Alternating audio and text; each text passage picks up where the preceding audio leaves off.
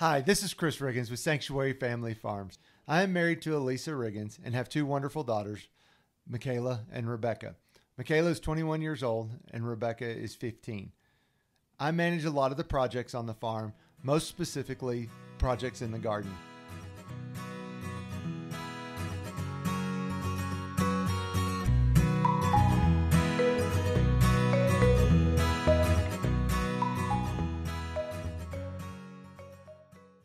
I've been raising catfish in the family pond for food and fun somewhere around 10 years. I started out with fish that were 4 to 6 inches long and only ounces in weight, and now they are at 18 to 24 inches long and 2 to 3 pounds. It was years of waiting, worry, and anxiety to get here. I was at the point that I thought my plan had actually worked. Then, one warm afternoon, just as spring was starting to warm up and turn into summer, and we were just about to start enjoying our family pond, someone came by and said, "You got a few fish floating in the pond." This happens every year about this time, so I didn't think much about it, and I thought I'd go check it out later that afternoon. Well, later that afternoon, there turned out to be more than just a few fish floating. It was what looked like the entire pond's fish population was floating. There were over 140 dead floating catfish on the bank. My heart sank. Digging over 300 pounds of fish out of the pond was disheartening. I was not sure exactly how to respond or exactly what emotion to have. But what I can tell you is that disappointment was what was in my heart. Anytime you lose something or something does not turn out the way you expect it to, disappointment is going to be there. The question is how do you deal with it? You have a ton of options with these situations that pop up. Sadness is probably the first emotion that comes in. You just lost or didn't get something, and that hurts. It hurts because it's not what you wanted or expected. Depression is another result of disappointment. I call it the woe is me attitude. And now, because of this, everything in my life is horrible. The coping mechanism that is my go-to is ignoring or pushing it down to where I no longer feel it. It's fine, I'm fine, everything's fine, is my mantra to suppress my emotions. Anger is also easy to resort to. This usually quickly turns into blaming someone else. In my case, it was the farmers around the pond. That was because I was sure it was the chemicals that had killed my fish. I obviously had nothing to base that on. It even got to the point of blaming God and asking, "Why did you do this to me? I don't deserve this." Now I know I'm talking about fish, and people are going to say, "Really? Fish brings up all of this?" But it does not take much to conjure up the feelings of frustration. Now back to the main question. How do you handle disappointment? Sadness, depression, ignoring, anger, blaming, all of these are things that we think we can't do anything about. So we are content for them to be there. These natural reactions are not the answer. They are a byproduct of our flesh and are not helpful at all. As a father, my goal was not to disappoint my kids. It was to help them grow and do what is best for them. When my kids were small, we did not remove the candy bowl from the table. We simply told them no and enforced our expectations. Were they disappointed? I have no doubt. But we wanted them to learn discipline. There was a purpose in the struggle we allowed our kids to experience. Did they ask, "Why does Dad do this to me?" I'm sure they did and still do from time to time at the ages of 15 and 21. The real question is, was I doing it to them or was I doing it for them? If they understood I was doing it for them and not to them, the lesson would have probably been learned much sooner. I was just like my kids when I was reacting to all those catfish on the shoreline. My reaction was, "God, why did you do this to me?" I got really close to what I think is the true answer you should be asking with any disappointment.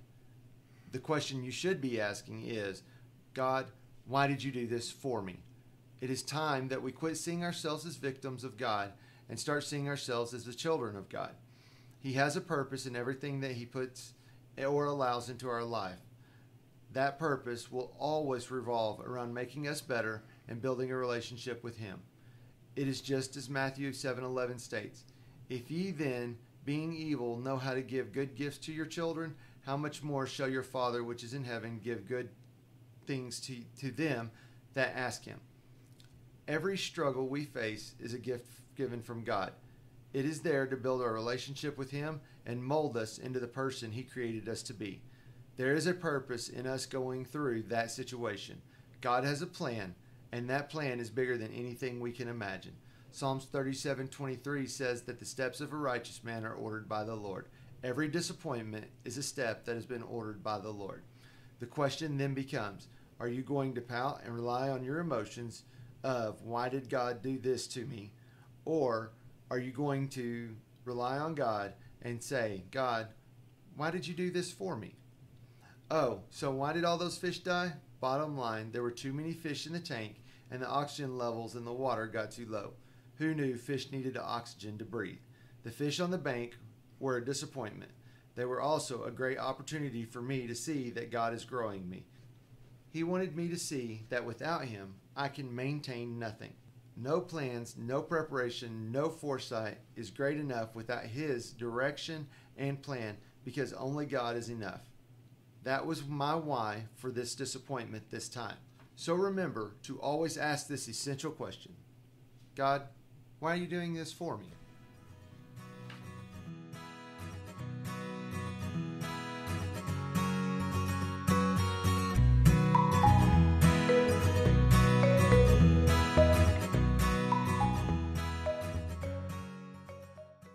Hey, Chris, that's a great blog because you know what? It universally transforms your mental state into out of depression, resolve, pity, no one loves me, God hates me, into thank you, God. I know you have a solution. And it transforms God from a bad God into a good God. So why do we not do it? Because we are narcissistic, selfish, and self-absorbed, simply. And we have the answer to everything. And I mean, I think it's no different than kids and when you're growing up with your parents, you always have a better way.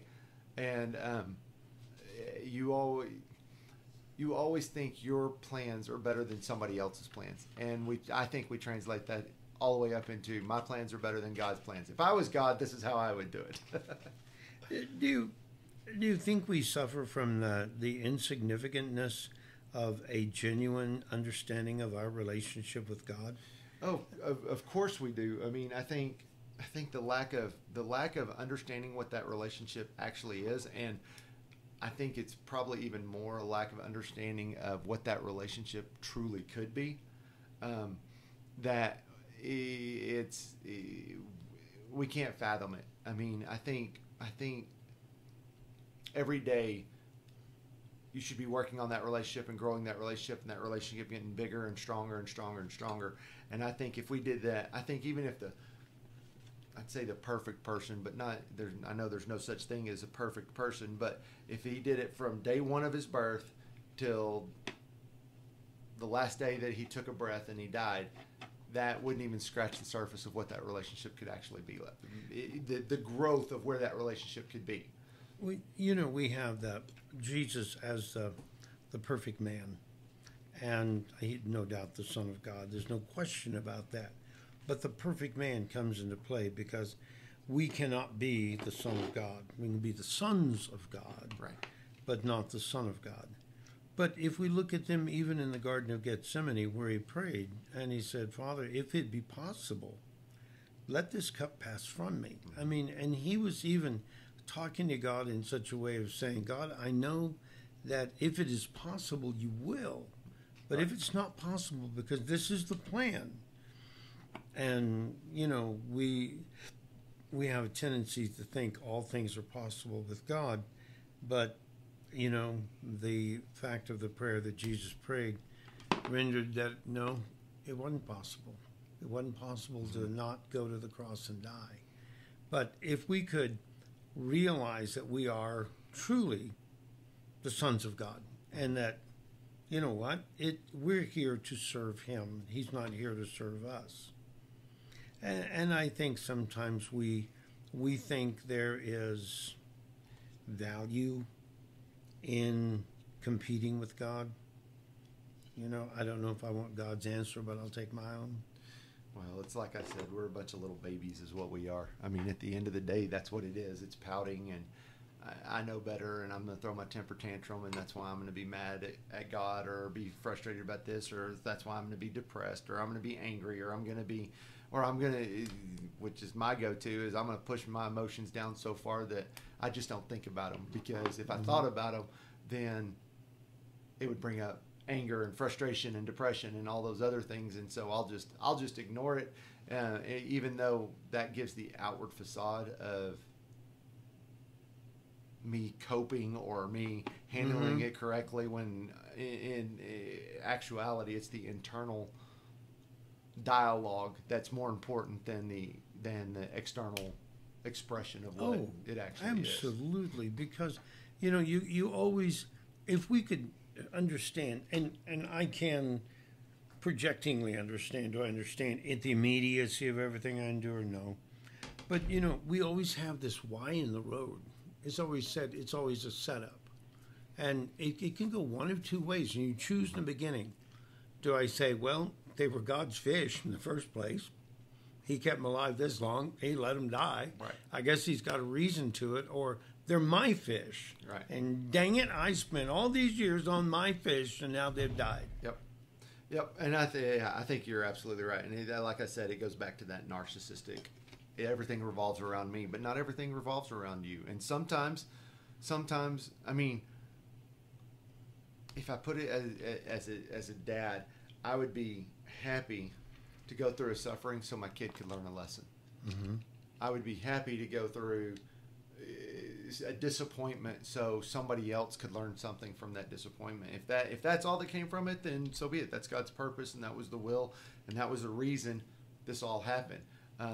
I think things are multifaceted. I hope in this specific example with the fish dying and everything like that, I hope I'm pretty sure there were others around that observed and saw and learned something from it also. Oh, I'm sure, and they were watching, and they had to watch your reaction to it. It's we just don't think things sometimes. We don't think fish are eternal, but the lessons of the fish are eternal, as they can be in us.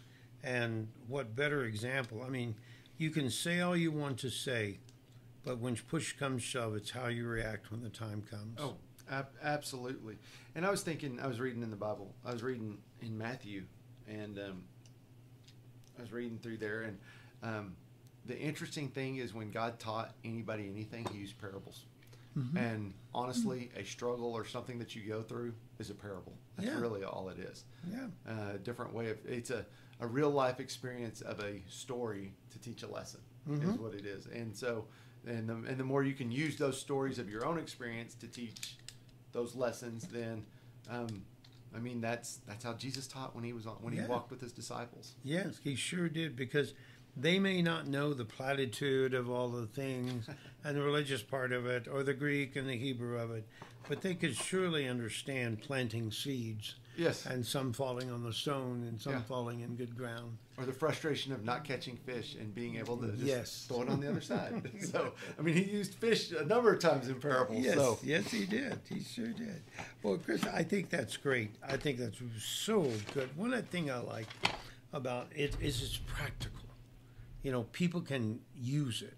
If they and I think if they just stop and say, it's God's world, and God loves me, and what is God teaching me? Mm-hmm. And not God is punishing me, but what's God teaching me? Well, and I think what's so important, too, is the words we choose to use, they drive so much of our thought process. I mean, that one statement, why did God do this to me, to why did God do this for me? I mean, all you change in the whole thing is from 2 to 4, and it changes the whole thought process of the whole situation. And so I think it's real important that people choose their words wisely. I heard one time, I thought, a word is like a rock, and when you speak it, you throw it, and you walk directly to where that rock is. So you have to be careful what you're saying, because it will guide you. Oh, absolutely. And it takes a long time sometimes to back down the road. Well, and there's some people that think words how the words they choose to use don't have any effect. I mean, I mean the same thing when I say, why'd God do this to me? And when I say, why'd God do this for me? That means the same thing. Well, no, it doesn't really. No, it doesn't. You got to, it's some things people think are just semantics, and they're not just semantics. Words have power. Oh, well, that's why he said that your yea be yea and your nay be nay. Don't mix them up. Absolutely. So, great blog, Chris. Thanks. Thank you. Appreciate it as always.